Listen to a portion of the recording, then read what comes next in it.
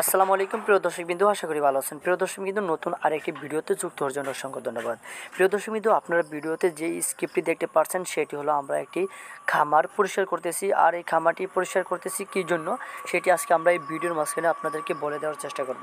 তবে আমাদের এই খামারটি দীর্ঘ 1 বছর আগে আমরা চালু করেছিলাম, তবে আবার 1 বছর থেকে আমাদের খামারটি অফ ছিল।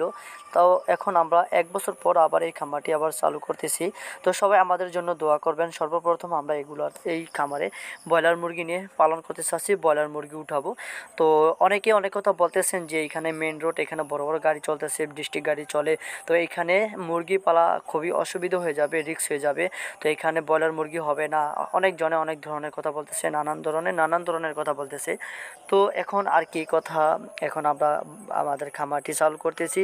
তো খুব রিস্কে কাজ করতেছি, যেহেতু অনেকেই আমাদেরকে ভয় দেখাইতেছেন।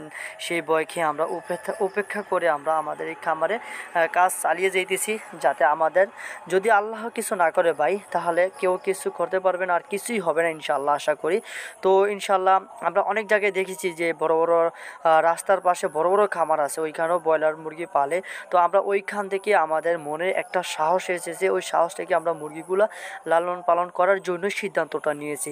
তো অবশ্যই আপনারা সবাই দোয়া করবেন। আর আপনাদের মন্তব্য কি, রাস্তার পাশে কি ব্রয়লার মুরগি এই খামারে পালা যাবে কি না, আপনারা সবাই কমেন্টে বলে যাওয়ার চেষ্টা করবেন। তো আমরা এটার ভিতর ব্রয়লার মুরগি উঠাবো, এই জন্য আমরা খামারটি পরিষ্কার করতেছি।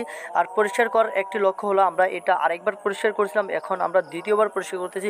যদিও আমাদের খামারটি পরিষ্কার করা ছিল, ব্লিচিং দেওয়া ছিল, চুনা দেওয়া ছিল, তারপরে আমরা আবার দিয়েছি, কারণ যদি আমাদের 1 বছর বন্ধ ছিল, তো এর মধ্যে জন্য কোনো ব্যাকটেরিয়া এবং জীবাণু যদি থেকে, তাহলে জীবাণুটা এবং ব্যাকটেরিয়াটা কেটে যাবে আমাদের এই খামারটা। যদি আমরা এটা হুলের পাউডার দিয়ে দিয়েছি, এবং এই খামারটা ধুয়ে আমরা এখানে চুনা এবং ব্লিচিং পাউডার দিয়েছি, যাতে ব্যাকটেরিয়া এবং জীবাণুটা কেটে যায়। তো এতক্ষণ আমাদের সাথে থাকার জন্য ধন্যবাদ। আর এইখানে মুরগি উঠাটা কিরকম হবে সবাই